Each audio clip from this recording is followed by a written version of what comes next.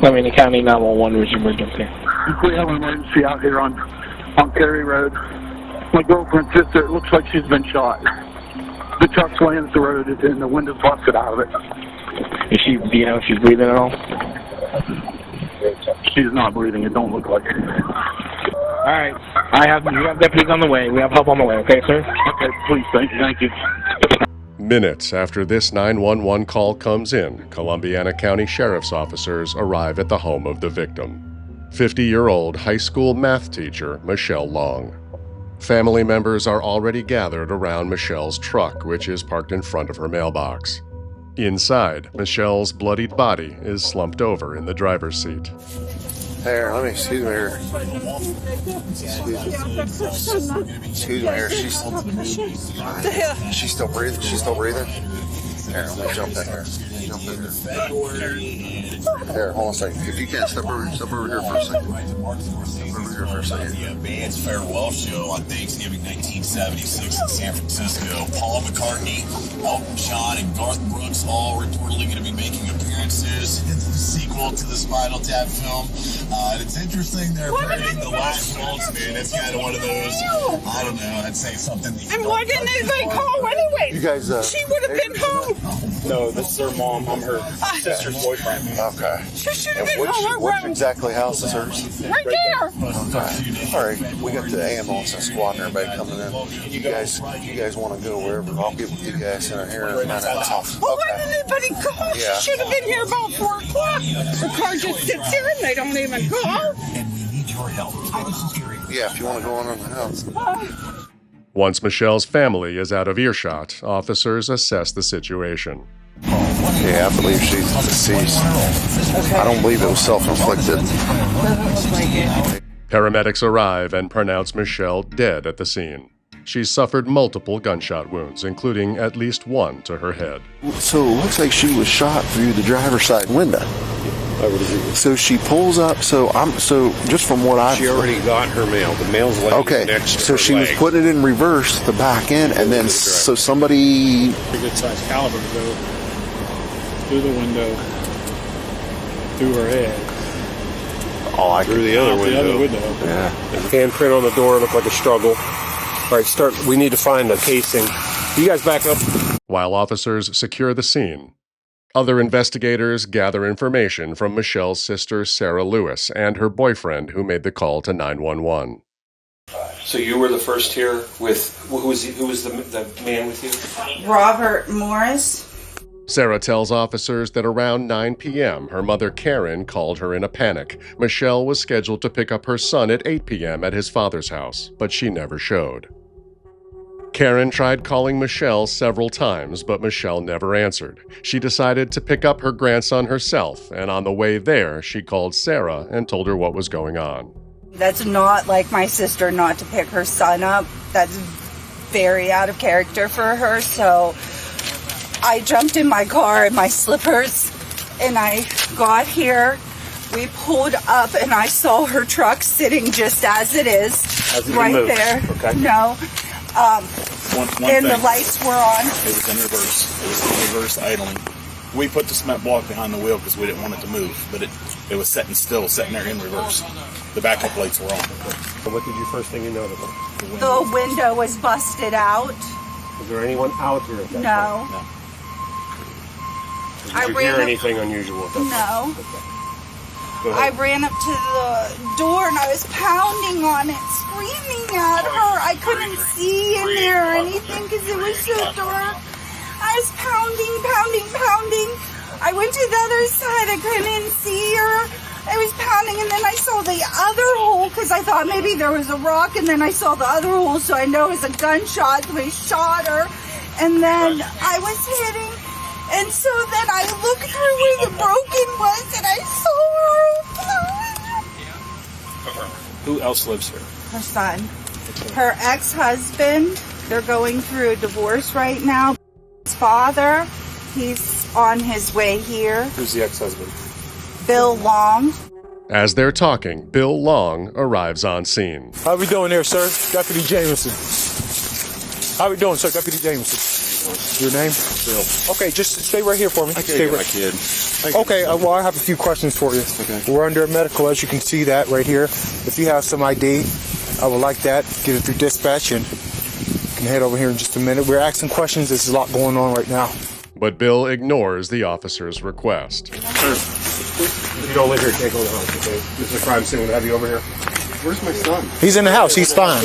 Meanwhile, officers continue speaking with Michelle's sister. Has there been any problems with anybody lately? Let's start with that first question. Sorry, just to bring you up on speed.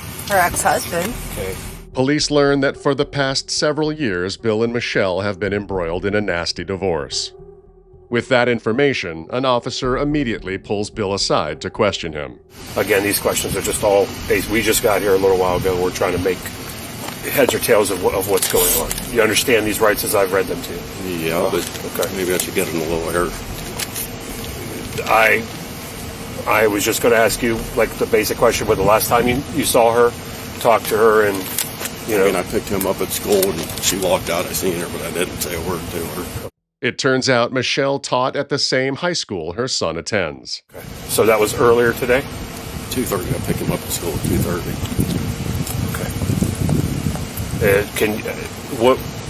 Who called you about coming here? Like, who notified you? Sarah. Okay. Well, if you want to give a statement, that's fine. I know absolutely nothing. In addition to his lack of cooperation, the officer notices Bill doesn't seem upset about Michelle's death. I don't have to stay here, do I? Just for a little while longer. Yeah, if you don't mind staying around for a little longer. Yeah, you can wait in the car then. Yeah, pretty mad.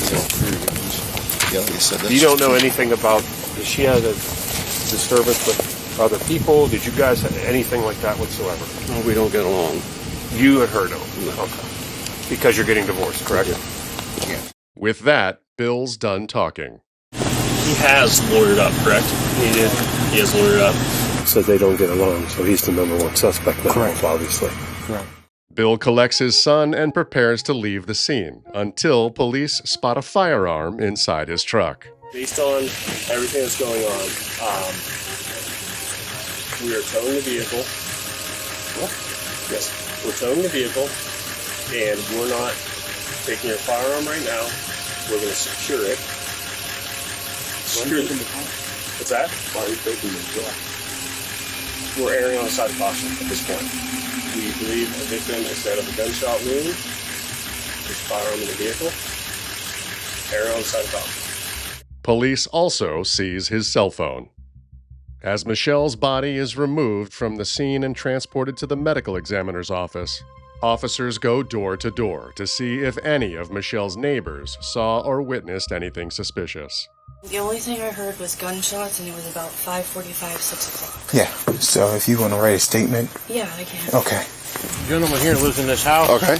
And what'd you say, 5:45? Like 22 and 5:45, I heard two booms. I thought, who would be shooting shotguns at this time? Then I came out and I looked, the lights were blinking and everything, and I thought, what's been the engine blowing?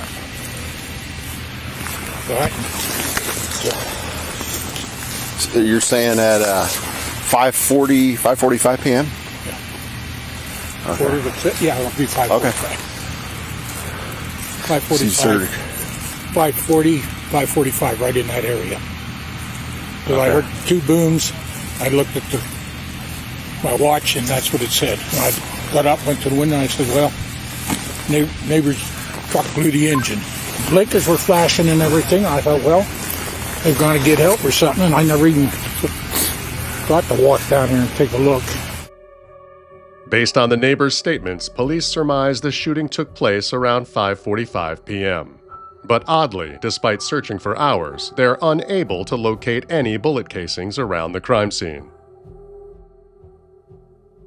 The next morning, the medical examiner performs Michelle's autopsy.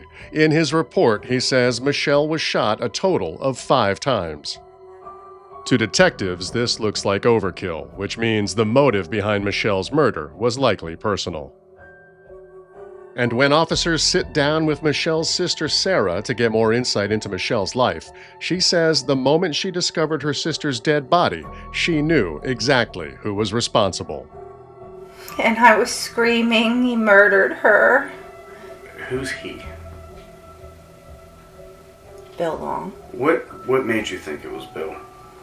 He's threatened to kill her. In the past, he was intoxicated at the time, and I do have to say he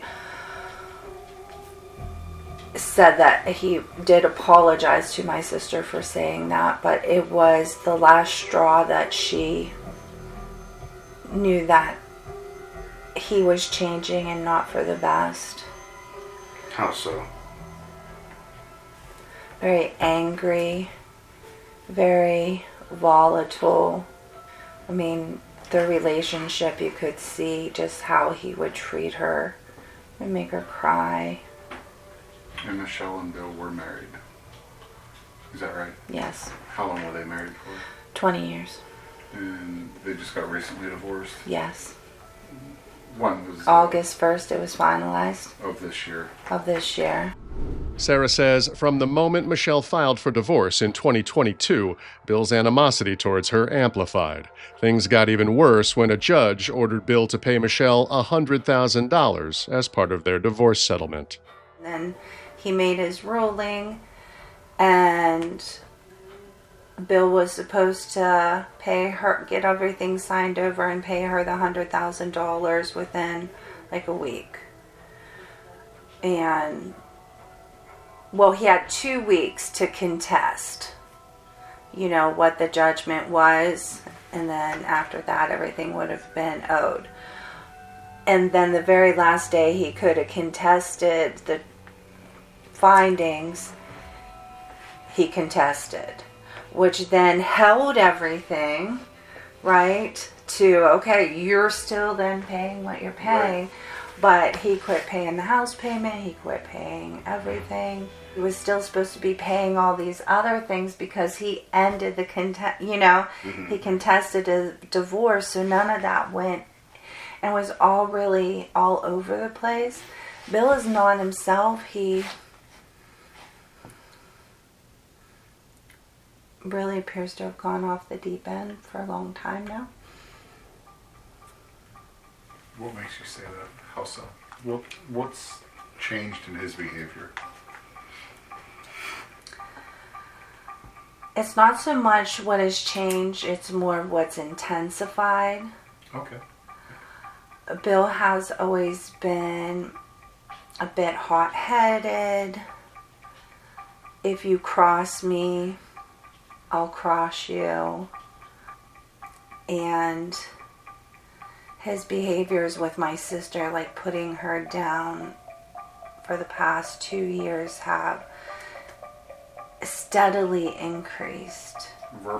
Verbally.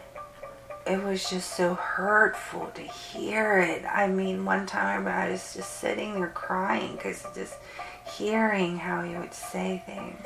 What would he say to her? You're stupid. You can't even take care of anything. Like, you don't know what you're doing. You don't know how to do anything. And then he would start, when it escalated, started bringing into it. Your mom's so stupid, isn't she? She's just dumb. Michelle's mother, Karen, corroborates Sarah's description of Bill and Michelle's toxic relationship. What kind of relationship did Michelle and Bill have? The nicest word is tough. She says things turned really dark in 2016 when Bill and Michelle suffered a devastating loss. Their oldest son, Jacob, died by suicide. He, shot himself. Was that a turning point in their marriage? Well, I don't know that it was.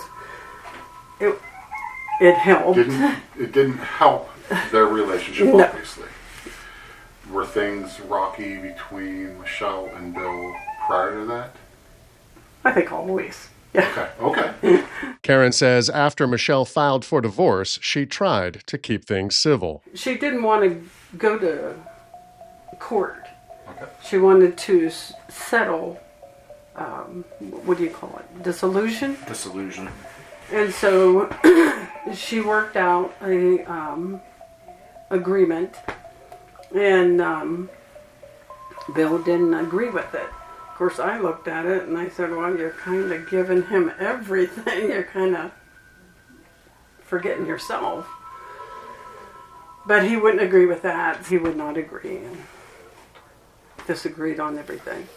And I kept saying, oh my gosh, where's his mind? Because he's not thinking. If you go to court, he's losing. You know? But he's not going to listen to me. Right. And so, anyways, they ended up going to court. Anything else you want to tell us that you can think of? No, I just want you to find the right person. I don't want That's it exactly to be, what we're trying to do. I don't want it to be my son-in-law. Because of... Do you think he's capable of it? In my heart, I'm going to say no. In my head, good possibility. What makes you say that? Because he's angry. He's been hurt. He's angry. And as many times as he tried not agreeing on any of this, just vindictiveness I've seen. Michelle's family gives detectives handwritten letters that Michelle wrote to Bill. In one of the letters, Michelle expresses her heartbreak over Bill's violent threats. Michelle's colleagues say she confided in them about these threats too. She shared with me last year that he had held a gun to her, told her he was going to end her life. I had expressed to another coworker at the time that I was scared he was going to kill her. I'm not gonna lie. At the time, she was going through a divorce with Bill. And she was telling me some of the things that were going on with the divorce. The worst thing that she ever mentioned about Bill was, and again, this was in the middle of the proceedings. They had gone to dinner. They went to a dinner, and at the time, Bill had, according to Michelle, had promised to stop drinking. Well, they went to the restaurant, and I guess he put on this big scene and said something like, I'm going to kill you. Something along those lines. There should be an audio recording of that. She told me she had made a tape of that she was going to give to her attorney. Michelle's attorney provides police with the recording from her cell phone. In the video, Bill berates her in front of their son. You think you're the perfect person. You think I'm going to pay you child support, alimony, and all this? It ain't going to happen. Because you're a piece of shit, not me. On the drive home from the restaurant, Bill continues to berate Michelle, and things escalate. I would kill you. No, what, really? Yeah, I guarantee I will. I'm calling the cops as soon as we get home. That's fine. I don't know what they're gonna do. For detectives, after hearing this recording, there's no doubt Bill is their primary suspect. But now it's up to them to prove he pulled the trigger. The next day, police obtain a search warrant for Bill's residence and seize several items, including multiple electronics, more firearms, and boxes of ammunition. Bill is at home when the warrant is served. Once again, he declines to speak with police. He seems more concerned with getting his white truck back more than anything else. But the actual owner of the house, Bill's girlfriend of 2 years, Leanne, does agree to talk.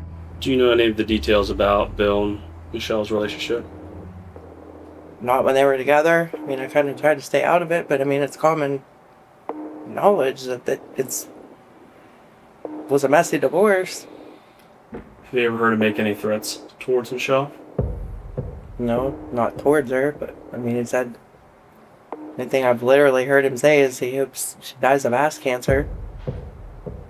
But as far as, never in a million years did it cross my mind that he's actually going to go kill Michelle. Did you ask Bill if he did it? I did. What did he say? He said, what the kind of person do you think I am? Police shift their focus to Bill's timeline and whereabouts on the day of Michelle's murder. Let me understand your day on Wednesday, November 29th. Oh, I woke up at 4 when he was leaving for work. He told me goodbye. I went to work at 8:30. We talked, we talk all day. I knew it was his day with, so I said, I'm going to run up to Niles and go shopping, because they always hang out in the garage. That's what they do. And just to clarify, when you say they were out at the garage, is that a garage at your residence on or somewhere else? No. He has a garage that is, well, it's his dad's garage, but okay. They work in there constant. I mean, that's what him and do. So it's at his dad's place then? Yes. Okay. 6 o'clock, I called him. I went shopping, and I asked him what he wanted to know what he wanted from Chick-fil-A. He didn't answer the phone, so I texted his son. I said, is your dad in the garage? And he said no. So you had indicated that you tried to get a hold of Bill and you were unable to? I called him at 6 o'clock and he didn't answer the phone. Okay. And then what time did you establish contact with him again? I can't say exactly. If I had my phone, I could show you, but I would say it was like 10 till 7 he called me. Okay. Is it uncommon for him to miss your calls? He does, but he normally call me right back. I mean, if they're working in the garage or whatever. And sometimes he'll leave it, like, so I even asked, I said, did he leave his phone in the garage? Because he does that sometimes. Said the phone is not in the garage, is that? Yeah, I asked him, I said, did he leave the phone in the garage? And he said, no, I don't think so. And I did text my daughter in the meantime, too, I forgot. I said, is Bill home? And she said no. Leanne says when Bill called her back, he offered up an explanation. I was mad at him because he told me when he called me, I said, where are you? He said, I'm screwing around in the garage. And I said, well, said you're not at the garage, which it was a half-hour difference or whatever. And he said, well, I'm almost there. He said, I had to run home and take a shit. I was like, well, I was pissed off at him because he lied to me. I said, why you lied to me? He's like, I did. And he said, I didn't think it was a big deal. He said, that's what we've been doing, which they had been. When police meet with Michelle's son, he vouches for his dad, confirming that after Bill picked him up after school, they went to the garage. But he also admits that sometime around 5 p.m., Bill left for a little while. Do you recall your father leaving? Yeah. Did he tell you why he was going into town? No, I think he said he was just going to Leanne's for whatever reason. Has your dad talked to you about what he did when he was at Leanne's? No. He took his white truck and left. That's all I know. Leanne told police her daughter was home that afternoon and didn't see Bill. So detectives interview her too. All right, what can you tell me about last Wednesday? Well, I was home all day after school. I got home at like 3 o'clock, and Bill wasn't around all day. He might have showed up after school, but I just went up to my room. But if he did, he was there for probably like 2 minutes. Okay. And then I didn't see him at all until I left at like 6:10. But he wasn't there when I left. And help me understand like what you were doing in the house from, I guess, 3 to 6:10. I was just sitting in my room cleaning, pretty much. Okay. Would you have noticed if anyone came home? Yeah, because my room is right where the driveway is, so I would have heard it and heard the door shut. Did you hear anyone use the restroom during that time period? No. So you're certain you didn't see William Long? No, not at all that day. Like everyone else, Leanne's daughter says Bill's hatred of Michelle was an open secret, but she also reveals new information. He used to keep an old pistol, revolver type of thing in his drawer. And that night, I'm not gonna lie, I did go in and look in his nightstand, and it wasn't in there. Okay, I appreciate you telling me that. When's the last time you had seen the revolver in the home? Probably a month ago. Detectives obtain a list of Bill and Michelle's divorce assets. In those documents, it includes Bill's extensive firearm collection. One of the firearms listed is a .44 Magnum revolver. But Bill's revolver was not the firearm police seized from inside his truck at the crime scene. And it wasn't part of the firearms seized from Leanne's house either. According to Bill's lawyer, Bill says he sold it, which only adds to detectives' suspicions that Bill is behind Michelle's murder. As detectives continue uncovering more information, one of Bill's close friends reveals he spoke with Bill on the afternoon of Michelle's murder, and just so happened to see him on his way home. The last time would have been the night that night, because I got off work. It was like I left here about 5 after 5.